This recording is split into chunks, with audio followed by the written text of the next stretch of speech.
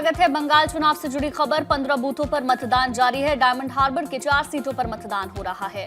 मगराहाट पश्चिम के 11 बूथों पर मतदान। शाम 6 बजे तक वोट डाले जाने हैं। तो ये बड़ी जानकारी आपको दे दें, सुबह 7 बजे से मतदान शुरू हुआ है, शाम 6 बजे तक चलेगा। 15 बूथों पर मतदान जारी है। वहीं मगराहाट के 11 बूथों पर मतदान चल रहा है।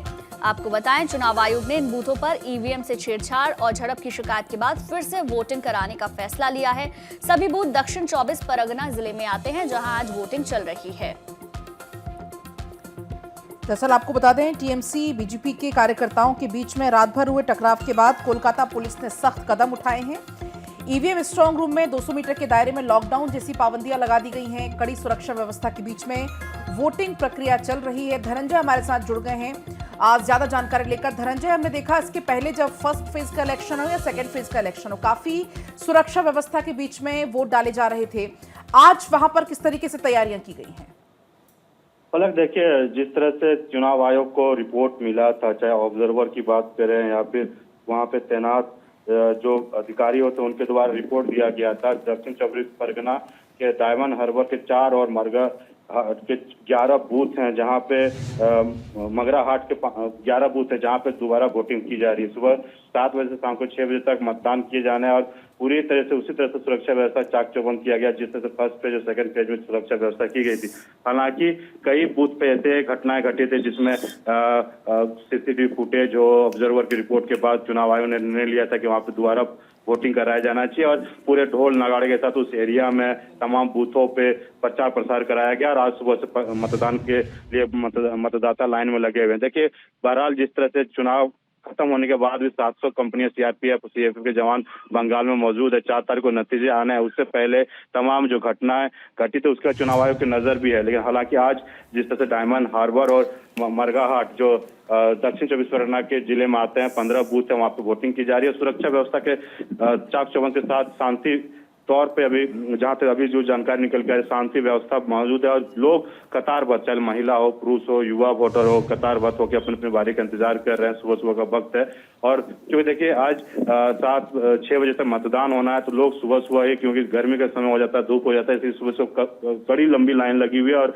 अपने बारी का इंतजार कर रहे हैं और अपने उम्मीदवार को पक्ष में मतदान करे। देखिए, जिस तरह से मैं मतदाताओं से बात किया था, अपने मुद्दे थे, उन मुद्दों को लेके मतदान करने के लिए आज फिर से लाइन में लगे जहां पर रीपोलिंग हो रही है। हालांकि जो मुद्दे थे, सबको पता, सुरक्षा व्यवस्था को लेके, युवाओं को रोजगार हो, तमाम जो घटनाएं घटी उन बंगाल सोनार बांग्ला को लेके मतदान किया जा रहा है और मतदाता बढ़ चढ़ के बंगाल में वोट करते, क्योंकि 92% से ज्यादा मतदान हुए हैं फर्स्ट और सेकंड फेज में। तो उन्हीं तौर पर आज भी लग रहा है कि जहां जो 15 बूथों पर पोलिंग हो रही है वहां पे भी वो उसी तरह से मतदान हो। चुनाव आयोग ने पूरी तरीके से व्यवस्था की थी। धनंजय, चुनाव आयोग ने बूथों पर ईवीएम से छेड़छाड़ और फिर झड़प की शिकायत के बाद रीपोलिंग का फैसला लिया, तो ऐसे में तमाम तैयारियों का अगर जिक्र करें तो क्या तैयारियां हैं? तैयारी की अगर बात की जाए, जिस तरह सीसीटीवी लगाए गए हैं और सीएपीएफ सेंट्रल फोर्स के जवान हैं, ऑब्जर्वर, बीएलओ जो तमाम फर्स्ट फेज सेकंड फेज में लगाए गए थे अधिकारी को लगाए गए हैं। पूरी तरीके से मॉक पोल किया गया, टेस्टिंग की गई कि सब ठीक ठाक है। उसके बाद जैसे 7 बजे आम लोग मतदान करने के लिए पहुंचे तो सुरक्षा व्यवस्था की चाक चौबंद है, कुछ भी गड़बड़ियां ना हो, क्योंकि वो जो एरिया जहाँ पे रीपोलिंग हो रही है वो बहुत ही सेंसिटिव जोन माना जाता है। डायमंड हार्बर हो या फिर मरगाहाट का एरिया है, ये पूरा तमाम एरिया दक्षिण 24 परगना की बात से पूरे सेंसिटिव जोन में आता है। इसलिए सुरक्षा व्यवस्था की चाक चौबंद किए गए, बिना आई कार्ड जो है या पर्ची, जो मतदाता पर्ची हो, वोटर कार्ड हो, बिना चेक किए किसी को भी अंदर नहीं जाने दिया और जो वहां पे किसी भी अननोन पर्सन को जो यहाँ पे इसमें इन्वॉल्व नहीं है मतदाता, उस किसी को अंदर तक नहीं आने दिया जा रहा। तो इसी तरह पूरे दूसरी बात है कि कोलकाता में सीसीटीवी मॉनिटरिंग की जा रही है कि किसी तरह से वहां पे कुछ हलचल ना हो, कुछ घटना ना घटे, जिस तरह से पिछले चुनाव में हुए थे जिसके कारण रीपोलिंग कराना पड़ा। तमाम तैयारी चुनाव आयोग के द्वारा की गई थी और उन्हीं मद्देनजर आज रीपोलिंग की जा रही है और पूरी सुरक्षा व्यवस्था चाक चौबंद किए गए हैं। बिल्कुल, सुरक्षा के चाक चौबंद इंतजाम किए गए हैं। अब देखना होगा धनंजय कि आखिर ये जो 4 सीटें हैं और ये जो बूथों पर इस वक्त वोटिंग हो रही है, आखिर यहाँ पर किस तरह से परसेंटेज सामने आता है? क्योंकि अभी तक हमने फर्स्ट फेज, सेकंड फेज में देखा कि बढ़ चढ़कर लोगों ने हिस्सेदारी ली। अब ये वो बूथ हैं जहां पर हिंसा की खबरें आई, झड़प की खबरें आई, कुछ बवाल हुआ, तो ये काफी इंटरेस्टिंग रहेगा कि यहाँ की जो पब्लिक है वो किस तरीके से वोट करती है।